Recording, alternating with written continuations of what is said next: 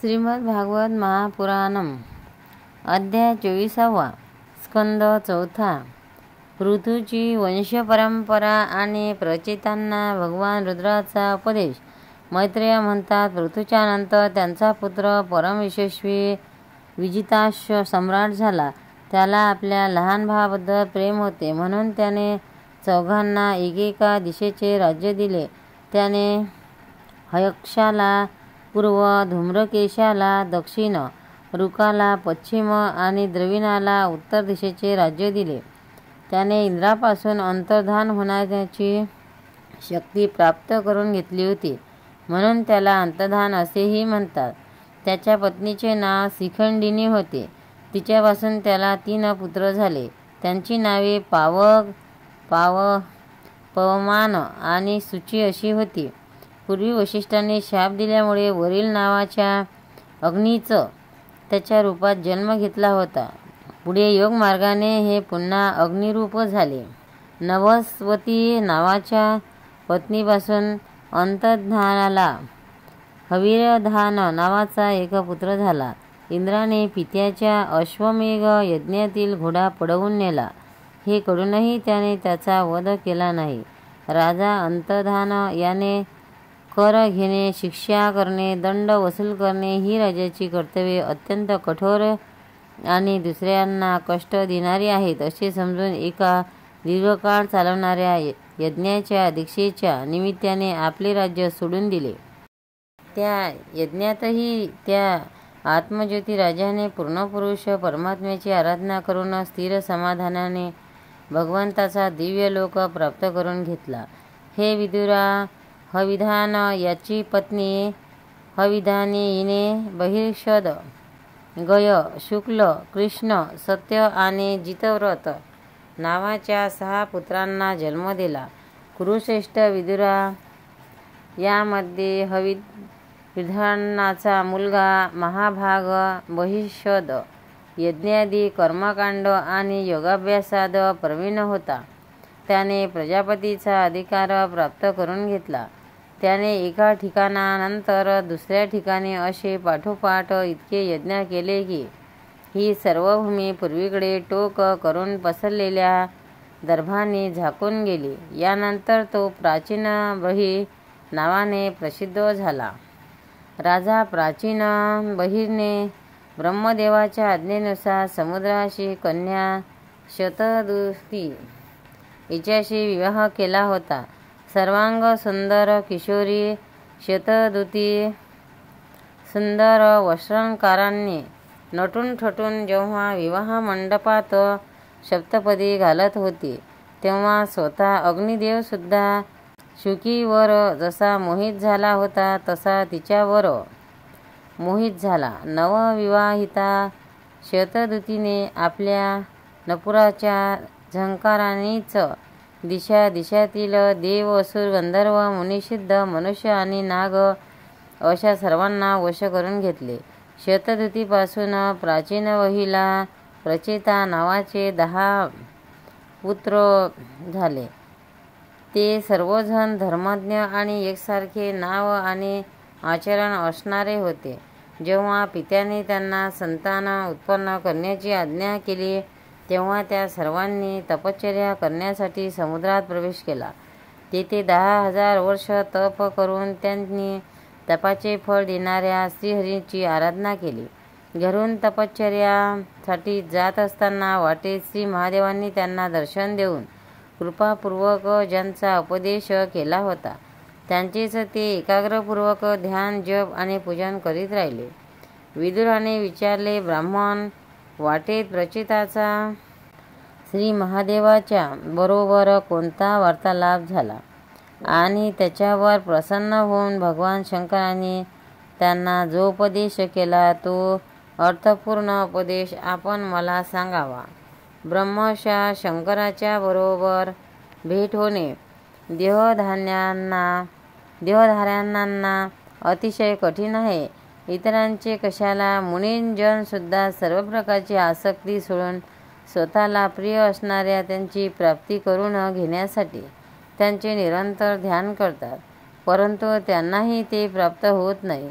जरी भगवान शंकर आत्माराम असले तरी सुद्धा या लोकसृष्टीच्या रक्षणासाठी घोररूपी शक्तीसह सर्वत्र संचार करीत असतात. मैत्रेय म्हणाले, साधू स्वभाव प्रचेतागण पित्याची आज्ञा शिरोधार्य मानून तप करण्याचे मनात ठरवून पश्चिम दिशेकडे गेले.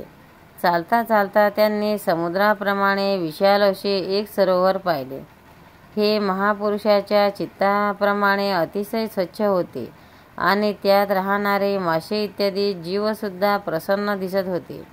त्यामध्ये नीलकमळे, लाल कमळे, रात्री दिवसा आणि सायंकाळी उमलणारी कमळे तसेच इंदिवर इत्यादी अनेक प्रकारची सुंदर कमळे होती. त्यांच्या तटावर हंस, सारस, चकवे, कारंडव इत्यादी जलपक्षी विहार करीत होते. त्यांच्या चारी बाजूंनी निरनिराळे वृक्ष आणि वेली होत्या. त्यावर धुंद भ्रमर गुंजारव करीत होते.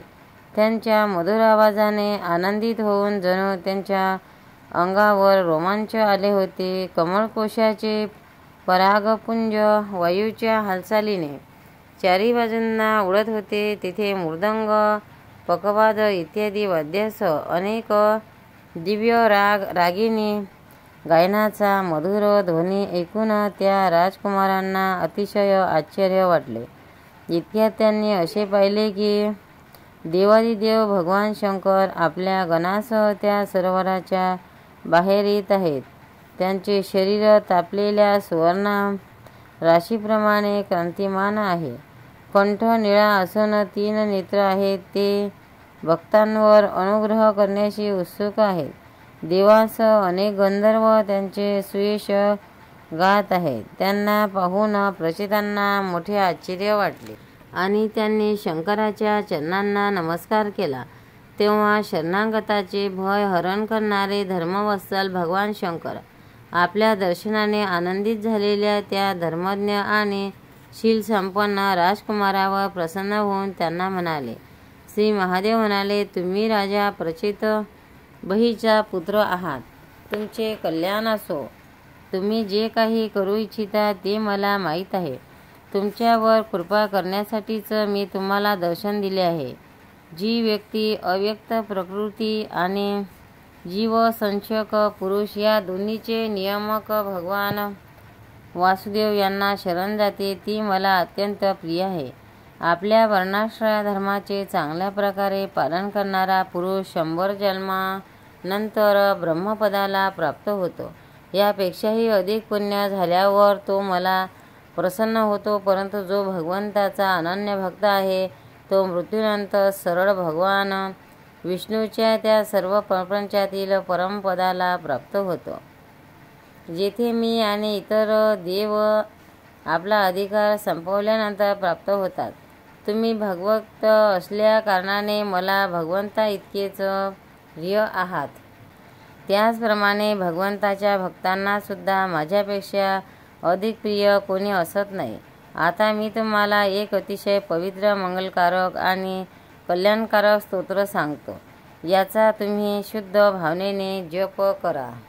मैत्रेय म्हणतात, तेव्हा नारायण परायण करुणाद्र हृदय भगवान शिवांनी आपल्यासमोर हात जोडून उभे असलेल्या राजपुत्रांना हे स्तोत्र ऐकविले.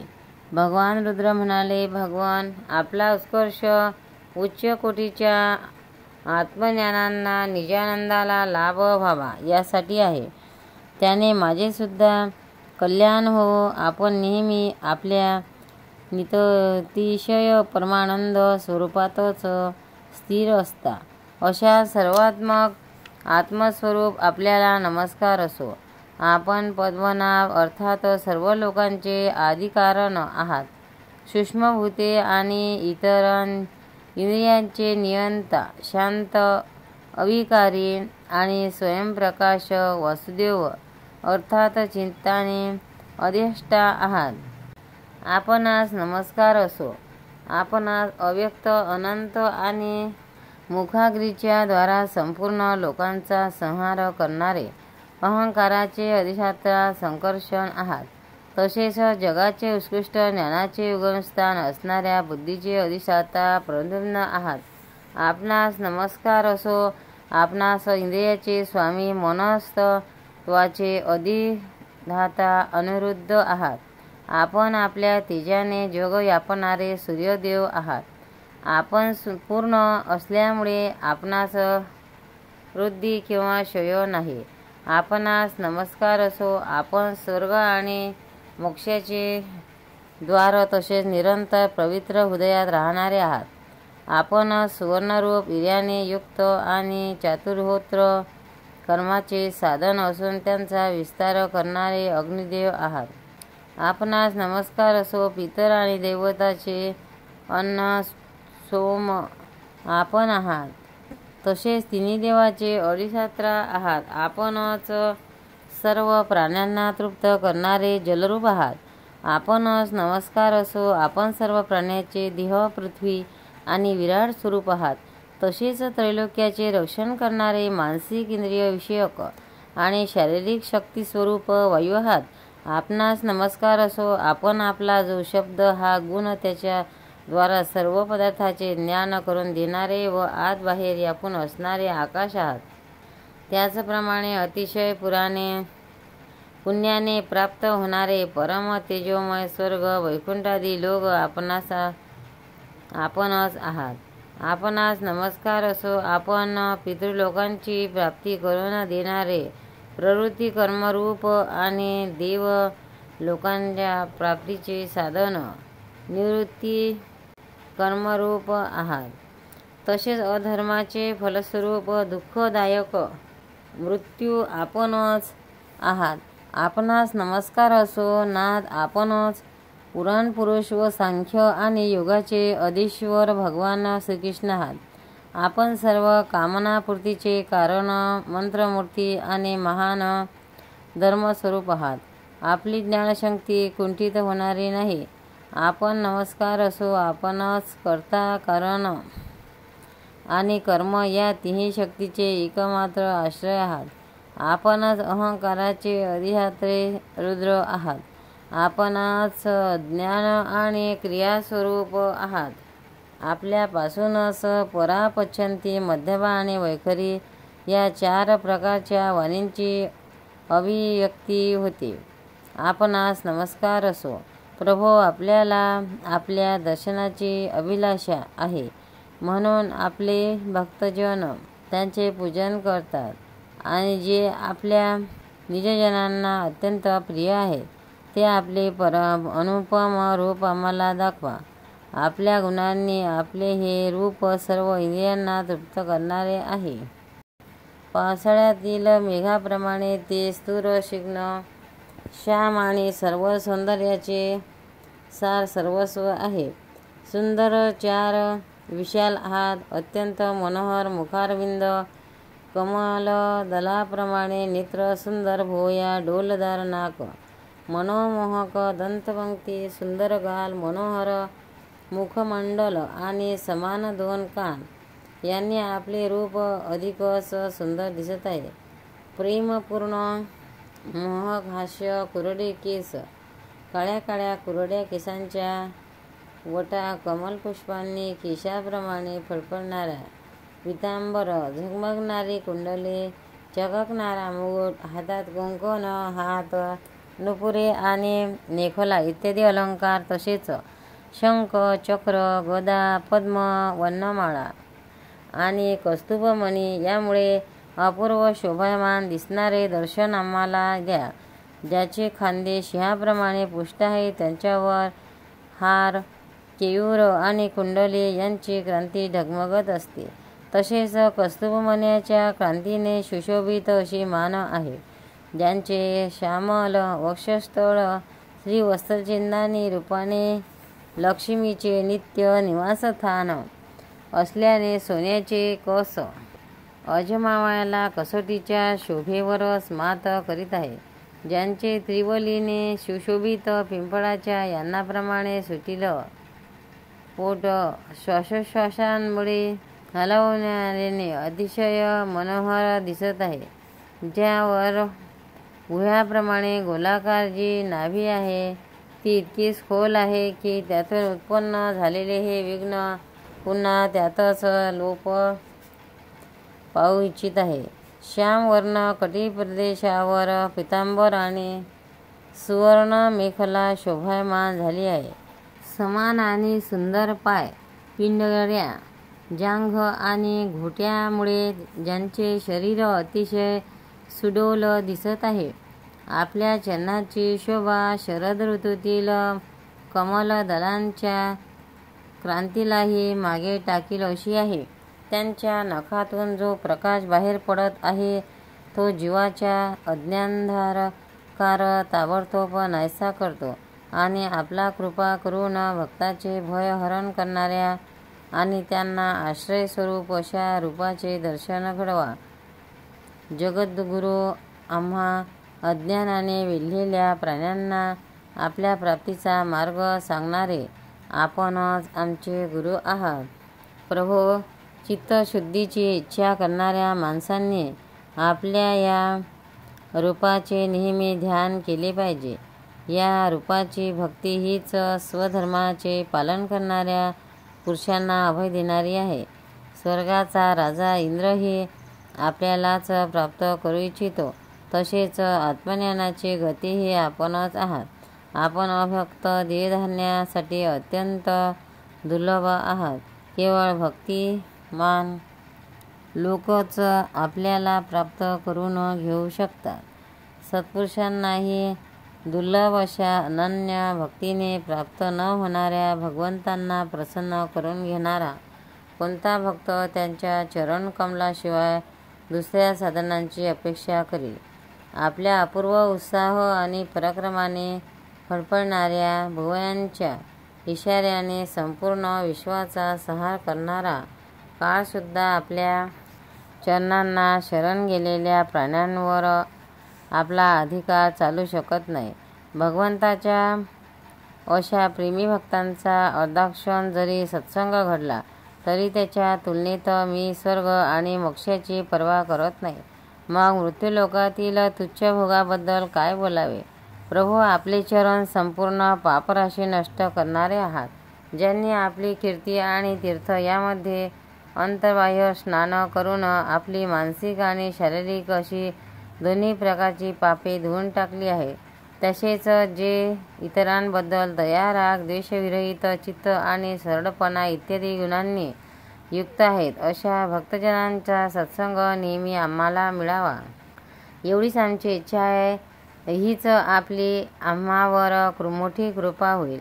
ज्या भक्तांचे चित्त भक्तियोगाने परिपूर्ण आणि शुद्ध होऊन बाह्य विषयाकडे ओढ घेत नाही किंवा अज्ञानरूपी गुह्य असलेल्या प्रकृतीत लीन होत नाही, तो अनायासेच आपल्या स्वरूपाचे दर्शन घेतो. ज्याप्रमाणे हे सर्व जग दिसते आणि जे या संपूर्ण जगात भासमान होत आहे ते आकाशाप्रमाणे विस्तृत आणि परम प्रकाशमय ब्रह्मतत्व आपणास आहात. भगवान आपली माया अनेक प्रकारची रूपे धारण करते. हिच्याद्वारा आपण जगाची अशी निर्मिती, पालन आणि संहार करता की जणू ही एखादी खरी वस्तू आहे, परंतु ज्यामुळे आपल्यामध्ये कोणताही विकार उत्पन्न होत नाही. मायेमुळे इतरांपेक्षा मध्ये भेदबुद्धी निर्माण होते, पण आपल्यावर तिचे काही चालत नाही, कारण आपण स्वतंत्र आहात याचा आम्हाला प्रत्यय आहे. आपले स्वरूप पंचमहाभूते, इंद्रिय आणि अंतःकरण यांचे प्रेरक या रूपाने दुसऱ्या स्थितीला येते, जे कर्मयोगी सिद्धी प्राप्त करण्यासाठी निरनिराळ्या कर्माच्या द्वारे आपल्या या सगुण साकार स्वरूपाचे श्रद्धापूर्वक चांगल्या रीतीने पूजन करतात. तेच वेद व शास्त्रे योग्य तऱ्हेने जाणणारे होत. प्रभो, आपण अद्वितीय आदिपुरुष आहात. सृष्टीच्या पूर्वी आपली मायाशक्ती सुप्तावस्थेत असते. नंतर तिच्याद्वारे सत्व, सज, तम आणि तमोगुण गुणांमध्ये भेद निर्माण होतो आणि त्या पाठोपाठ त्याच गुणांपासून महत्त्व, अहंकार, वायू, आकाश, अग्नी, जल, पृथ्वी, देव, ऋषी आणि सर्व प्राण्यांनी युक्त अशा या जगाला उत्पत्ती होते. नंतर आपण आपल्याच मायाशक्तीने रचलेल्या हा जरायुष, अंडज, स्वेदज आणि उद्भिज अशा 4 प्रकारच्या शरीरामध्ये अंशरूपाने प्रवेश करता आणि मधमाशी ज्याप्रमाणे आपणास उत्पन्न केलेल्या मधाचा आस्वाद घेते, त्याचप्रमाणे आपण ज्या अंशाने इंद्रियाच्या द्वारा या तुच्छ विषयाचा भोग घेता त्या आपल्या अंशालाच शरीरातील पुरुष किंवा जीव असे म्हणतात. प्रभो, आपले स्वरूप प्रत्यक्ष नसले तरी अनुमानाने समजते. प्रलयकाळी कालस्वरूप आपणच प्रचंड वेगाने पृथ्वी इत्यादी पंचमहाभूतांना त्याच्यातच द्वारा विचलित करून सर्व लोकांना संहार करता. जसा वायू आपल्या असहाय्य वेगाने मेघाच्या द्वारेच मेघांना नष्ट करतो, भगवान या मोहग्रस्त जीव मला हे करायचे आहे, ते करायचे आहे या चिंतेमध्ये असतो. त्याचा लोभ आणि विषयाची लालसा वाढतच असते. परंतु कालरूप आपण नेहमी सावध असता. भुकेने व्याकुळ झालेला साप ज्याप्रमाणे उंदीराला एकदम पकडतो, त्याप्रमाणे कालस्वरूपाने आपण या जीवाला गिळंकृत करता आपली अवहेलना केल्यास स्वतःचे आयुष्य व्यर्थ जाईल असे मानणारा कोणता विद्वान आपल्या चरणांना विसरेल बरे. काळाच्या भीतीने ज्याची पूजा आमचे पिता ब्रह्मदेव आणि स्वयंवादी 14 म्हणून कोणत्याही विचार न करता करीत असतात, ब्राह्मण अशा प्रकारे सर्व जग रुद्ररूप काळाच्या भीतीने व्याकुळ झाले आहे. म्हणून हे परमात्म्यानं हे तत्व जाणणारे आमचे आपण सर्वथैव निर्भय आश्रय आहात. हे राजकुमारांनो, विशुद्ध भावनेने स्वधर्माचे आचरण करीत भगवंतामध्ये चित्त लावून मी सांगितलेल्या या स्तोत्राचा तुम्ही जप करीत राहा. तुमचे कल्याण असो. सर्व भूतात यामी व तुमच्या अंतःकरणामध्ये असलेल्या परमात्माचेच तुम्ही वारंवार स्तवन आणि चिंतन करीत पूजन करा. मी तुम्हाला सांगितलेले हे योग्यदेश नावाचे स्तोत्र मान्यामध्ये धारण करून मुनिद्वाराचे आचरण करीत याचा एकाग्रतेने आदरपूर्वक अभ्यास करा.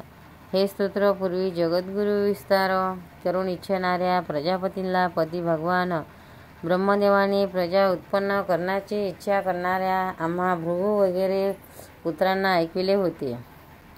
जेव्हा आम्ही प्रजापतींना प्रजेचा विस्तार करण्याची आज्ञा झाली, तेव्हा त्यांच्या द्वारा आम्ही आपले अज्ञान घालून अनेक प्रकारची पूजा उत्पन्न केली होती. आता सुद्धा जो भगवतपरायण पुरुष याचा एकाग्र चित्ताने दररोज जप करेल, त्याचे तात्काळ कल्याण होईल.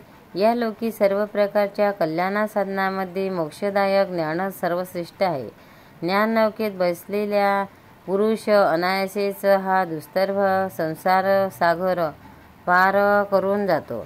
भगवंताची आराधना करणे जरी कठीण असले तरी मी सांगितलेल्या या स्तोत्राचा जो श्रद्धापूर्वक पाठ करेल तो त्यांना प्रसन्न करून घेईल. सर्व कल्याण साधनाने प्राप्तव्य एक भगवंतच आहेत. म्हणून मी गायलेल्या या स्तोत्राने त्यांना प्रसन्न करून जो कोणी काही मागेल ते त्याला प्राप्त होईल. जो पुरुष प्राप्तकाळी उठून श्रद्धापूर्वक हात जोडून हे ऐकेल किंवा ऐकविल, तो सर्व प्रकारच्या कर्मबंधनातून मुक्त होऊन हे राजकुमारांनो, परमपुरुष परमात्म्याचे मी तुम्हाला हे जे स्तोत्र ऐकविले त्याचा एकाग्र चित्ताने जप करीत हे जे स्तोत्र ऐकविले तुम्ही मोठे तप करावे. हे पूर्ण झाल्यावर यापासूनच तुम्हाला इच्छित फळ प्राप्त होईल. गोपाल कृष्ण भगवान की जय.